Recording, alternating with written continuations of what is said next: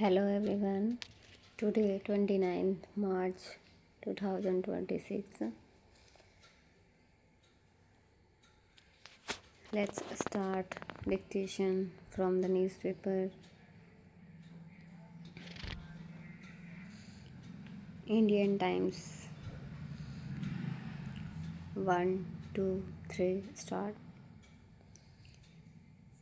Greater Noida.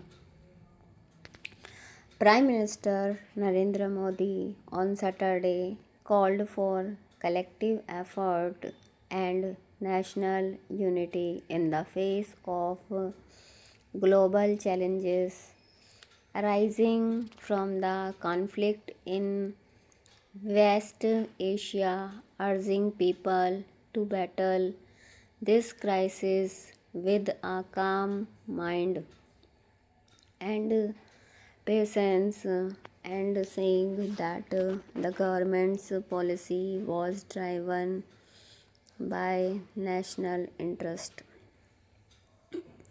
Inaugurating the Noida International Airport in Jewar, Modi also said that building a developed India or Viksit Bharat required all 1.4 billion Indians to work together, held the infrastructure progress initiated by his government, blamed previous governments for delaying the airport, and called it the beginning of a new chapter in the journey of Viksit Bharat and Viksit UP. I have spoken at length in Parliament and held detailed and very positive discussions with CMs and about tackling the crisis. I once again appeal to the people of the country that we must face this crisis calmly, with patience and unity. This is a global crisis, but we must prioritize India's interest. That is our greatest strength, he said. What is in the interest of Indians and in the interest of India? That alone is the policy and strategy of the government of India. I am fully confident that all political parties will lend strength to the country's united efforts.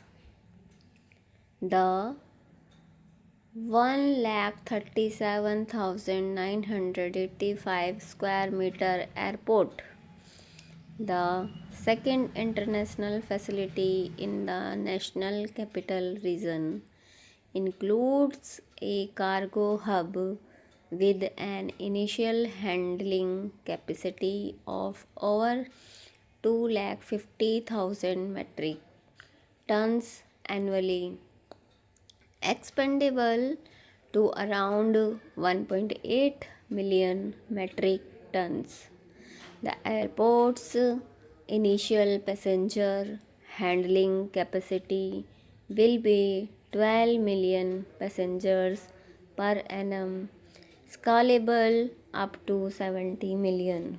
The first phase of the airport, being developed at an estimated cost of 11,200 crore, is envisioned as a multimodal transport hub with seamless connectivity through road, rail, metro, and regional transport systems. Officials aware of the details said the airport will begin with 265 services Operations will begin with domestic and cargo flights, with the international passenger terminal set to be completed in around 6 months. They added. In his 40-minute speech, Modi stressed that the government's priority is to enhance citizens' convenience by saving time and reducing costs.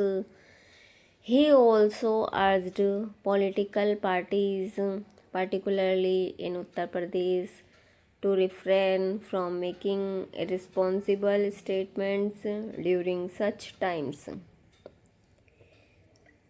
Those who make remarks that harm the country may gain some points in political debates, but such actions will never be forgiven by the people, he said, recalling how voters rejected misinformation campaigns during the COVID 19 pandemic.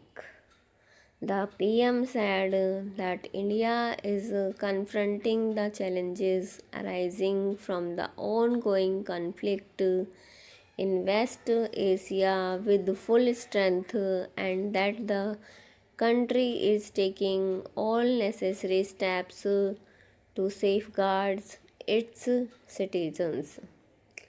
Conflict has been ongoing in West Asia for over a month. India is confronting this challenge with the full strength, Modi said, highlighting that India depends on crude oil and gas from conflict affected regions. Modi said the government is taking necessary steps to ensure the burden does not fall on families and farmers, underlining the contribution of sugarcane farmers to reducing India's dependence on crude oil. The PM highlighted the significant role of ethanol produced from sugarcane. Without this increase in ethanol production and its blending with petrol, he said India would have had to import an additional 4.5 crore barrels, approximately 700 crore liters of crude oil annually, adding. The hard work of our farmers has given the country this enormous relief during the time of crisis. Modi said the Noida International Airport would boost economic activity in the region. Noida International Airport will create new opportunities for farmers, small traders, and youngsters of Western Uttar Pradesh, he said. Hitting out at the main opposition party in the state, Modi said that the Samajwadi Party had turned Noida into an ATM for loot, but under the Bharatiya Janata Party, it was now emerging as a power engine of development. He added that Noida, once neglected by earlier governments, was now ready to welcome the world, reflecting the spirit of a self reliant India. Highlighting the impact of the new airport, Modi said it will benefit a vast region encompassing Agra, Mathura, Aligarh, Ghaziabad, Meerut, Etwa, Bulandshahr, and Faridabad. He emphasized that the airport will bring numerous new opportunities for the farmers, small and medium enterprises, and the youth of western Uttar Pradesh. Aircraft will fly from here to the world, and his airport will also become a symbol of a developed Uttar Pradesh. Taking flights, said Modi. Focusing on the government's aviation policy, Modi said the BJP lead government has expanded airport infrastructure while ensuring affordability for common citizens. We launched the Udan scheme to ensure that air travel remains within the reach of ordinary families. In the past few years, more than 1.6 crore people have traveled at affordable fares under this scheme, he said. He added that the scheme was recently expanded with an approved outlay of around 29,000 crore, with plans to develop new airports in smaller cities and build around 200 helipads in the coming years. States like Uttar Pradesh will benefit significantly from this expansion, he said. Modi said India's aviation sector was growing rapidly, leading to increased demand for aircraft, with airlines placing orders for hundred of planes. These new aircrafts and services will require a large workforce for operations, servicing, and maintenance. This presents a huge opportunity for the youth, he said, adding that the government was expanding training facilities in the aviation sector. The PM highlighted the lack of adequate maintenance, repair, and overhaul facilities in India in the past, noting that nearly 85% of aircraft had to go abroad for servicing. Our government has resolved to make India self reliant in the MRO sector. Large scale facilities are now being developed in the country, and an MRO facility has also been launched at Jewar, he said. He said such facilities will not only generate opportunities for local people. Modern transport systems like metro and Vande Bharat trains are being expanded with this vision. The Delhi Meerut Namo Bharat train has already benefited from more than 2.5 crore passengers, reducing travel time from hours to minutes, he said. Emphasizing infrastructure development, the PM said the government made unprecedented investments in the sector over the past 11 years. The infrastructure budget has increased more than sixfold, about 17 rupee lakh crore has been spent on highways and expressways, and over 1 lakh kilometers of highways have been constructed, he said. The airport's inauguration was also attended by Uttar Pradesh Chief Minister Yogi Adityanath, Governor Anandiben Patel, and Civil Aviation Minister Ram Mohan Naidu, among others.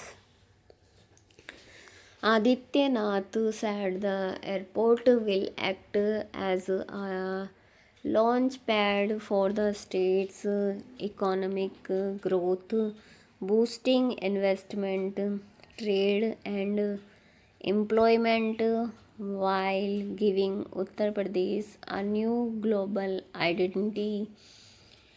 This new airport will place Uttar Pradesh firmly on the global aviation map and represents a new chapter of development, he said. The CM and the governor later took a flight from the airport to Lucknow. Naidu said the airport would transform the Jivar region into a hub for employment, investment, and economic growth. Earlier, people from Jewar and nearby areas used to travel to Delhi for work. Now, people from across the country and the world will come to Jewar for employment, he said, adding that commercial operation at the airport would begin within 45 to 60 days. An international operation, Naidu said immigrations and customs are reviewing it. Approval for commencing international flights will take time. Samajwadi Party chief Akhilesh Yadav, meanwhile, accused the BJP led state government of undertaking large scale infrastructure projects to primarily benefit select contractors. In the BJP, billions are spent on construction just to hand out contracts to their cronies and share the profit, he said in a post in X in hand, alleging the that six of the seven airports inaugurated in recent years were non functional. He said they have no intention of actually running any airport nor of flying any planes under the Udan scheme. They are only in it to make money. Stop. Thank you so much for watching and listening this. Write this in English dictation and transcribe and do practice daily in our channel. Thank you so much. Please like and subscribe my channel. Thank you so much.